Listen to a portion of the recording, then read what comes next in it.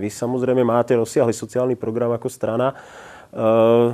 Čo si myslíte, čo by v tejto situácii, ktorej sú tieto mladé rodiny a ktoré sa zakladajú ako v našom štáte, čo by pomohlo? No, čo sa týka mladých rodín, myslím si, že to, čo zaviedla naša vláda, keď sme boli pri moci, čo sa týka zvýhodnenej úrokovej sadzby pri čerpaní hypoték pre mladé rodiny, že sa osvedčilo, že možno v tomto ďalej pokračovať.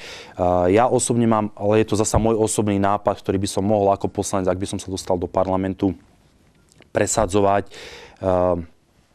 Páči sa mi systém v niektorých iných štátoch a teda nie je to priamo z mojej hlavy tá myšlienka, ale vidie mi priestor, že pokiaľ by si mladá rodina kupovala prvú nehnuteľnosť, bola by to teda ich prvá nehnuteľnosť, som toho názoru, že by mohlo byť tá prvá nehnuteľnosť a táto rodina, ktorá by si tú prvú nehnuteľnosť kupovala, 3 roky oslobodená od platenia miestnej dane z nehnuteľnosti.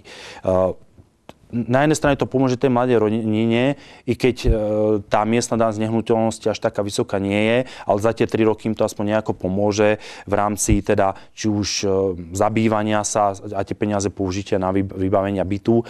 A na druhej strane zasa by sme sa dostali do roviny, že mladé rodiny by išli z kombinácií aj so tou zvýhodnenou hypotékou, ktorá bola za našej vlády a tuším pretrváva až doteraz, by išli potom viac do kupovania si svojich nehnuteľností do svojho bývania ako do podnájmov ako takých.